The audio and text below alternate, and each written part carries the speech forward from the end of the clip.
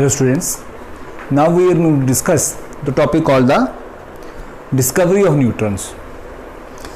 Students, क्या था कि अभी तक जो रिसर्च हुई, इलेक्ट्रॉन की रिसर्च हो चुकी थी, प्रोटॉन की रिसर्च हो चुकी थी, मास नंबर की कैलकुलेशंस हो चुकी थी।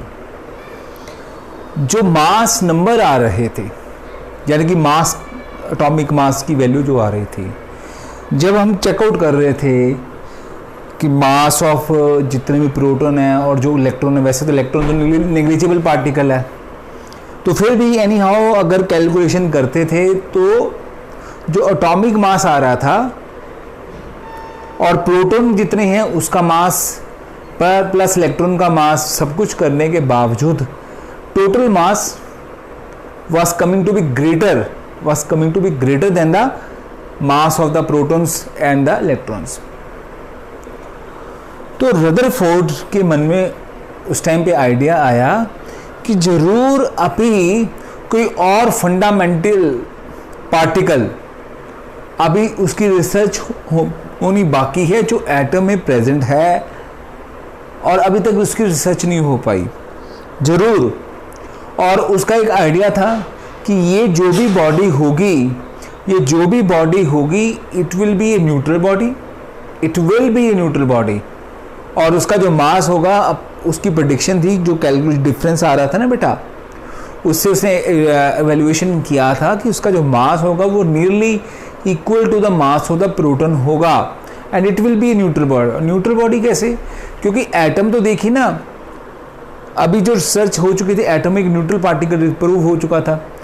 अब जितने इलेक्ट्रॉन उतने प्रोटॉन, अगर ये दोनों पार्टिकल इक्वल अमाउंट में प्रेजेंट है तो उससे क्या कि एटम एक न्यूट्रल है। अगर एक तीसरी बॉडी जिसकी अभी रिसर्च होनी बाकी थी, अगर मान लीजिए वो एटम में प्रेजेंट हो और वो चार्ज्ड हो, तो फिर इसका मतलब क्या होगा, एटम पे कोई ना कोई चार्ज आ जाएगा, क्योंकि नेगेटिव चार्ज और पॉजिटिव चार्ज अगर बराबर है दो पार्टिकल के कारण, इलेक्ट्रॉन प्रोटॉन के कारण, तो तीसरी बॉडी जो है अगर वो चार्ज होती तो एटम ने ओवरऑल कोई ना कोई चार्ज अडॉप्ट कर लेना था। लेकिन ये प्रूव हो चुका था कि atoms are in neutral bodies. तो इसका मतलब ये तीसरी बॉडी जो अभी रिसर्च होनी बाकी थी, उसके ऊपर जो चार्ज की प्रेडिक्शन थी बेटा, वो न्यूट्रल चार्ज थी।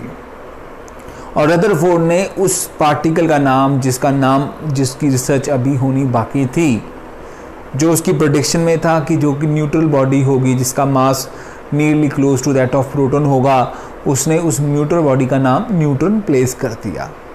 लेटर ऑन 1932 में कैडविक नाम का साइंटिस्ट था, उसने क्या किया बेटा, कैडविक ने अपने एक एक्सपेरिमेंट में ब्रिलियम के ऊपर अल्फा पार्टिकल्स स्ट्राइक करवाए बेटा। ब्रिलियम का एटॉमिक नंबर 4, मास नंबर 9, उस पे अल्फा पार्टिकल यानी कि they are what, helium nuclei, वो स्ट्राइक करवाए। तो उसने कुछ क्या ऑब्जर्व किया इस एक्सपेरिमेंट के दौरान, उसने कुछ रेस उस एक्सपेरिमेंट में से प्रोड्यूस होती हुई ऑब्जर्व की। वो रेस जो कि न्यूट्रल नेचर की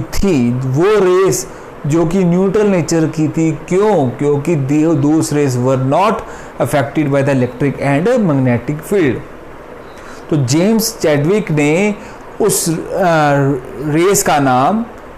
रेस को उसने न्यूट्रन जो है वो डिसाइड किया बेटा। तो इस तरीके से न्यूट्रन की जो है वो रिसर्च हुई और न्यूट्रन का जो मास कैलकुलेट किया गया लेटर ऑन, वो it comes out to 1.675 into 10⁻⁻24 gram आया। तो बेटा इस टॉपिक को वाइंड अप करने से पहले मैं एक बार जो डिस्कशन आपके साथ की है, लगभग सेम डिस्कशन मैंने बोर्ड पे लिखे ताकि आप इसके नोट्स प्रॉपरली बना सकें, इसको भी देख के। तो एक बार गो थ्रू आपके साथ, इसके साथ भी चल पड़ता हूँ। तो क्या लिखा है यहाँ पर, discovery of neutron. atomic masses of different atoms could not be explained on if the basis if it was accepted that atom consists of only proton and electron। यानी कि वही बात जो मैंने कही कि जो एटॉमिक मास आ रहे थे वो सेटिस्फाई नहीं कर रहे थे रिजल्ट को, अगर हम ये माने कि उसके अंदर, एटम के अंदर फंडामेंटल पार्टिकल सिर्फ और सिर्फ इलेक्ट्रॉन या फिर प्रोटॉन है। चलते हैं आगे। Rutherford in 1920 suggest that in an atom मैंने मिस किया हुआ, इन एन एटम लिख ही देते हैं, in an atom there must be present at least a third type of fundamental particle. Rutherford in 1920 suggested that in an atom there must be present at least a third type of fundamental particle which should be electrical neutral, जो उसने predict किया कि वो particle neutral होना चाहिए, and possess mass nearly equal to that the proton, and Rutherford proposed the name of such fundamental particle as the neutron. In 1932 Chadwick bombarded the beryllium with stream of alpha particles. He observed that, talking about this product, he observed that the penetrating radiations were produced which were not affected by electric and magnetic field. क्योंकि electric और magnetic field में नहीं attract हो रही, तो उसका मतलब उनके ऊपर ना तो नेगेटिव चार्ज है, उस रेस के ऊपर ना पॉजिटिव है। And these neutral particle were called as the neutron. ये वही पार्टिकल्स थे जिसको रदरफोर्ड ने न्यूट्रॉन का नाम दिया था। And mass of each of these particle were found to be this much, that is 1.675 into 10⁻24 gram, which is nearly, not exactly, but nearly equal to the mass of the proton. Thank you.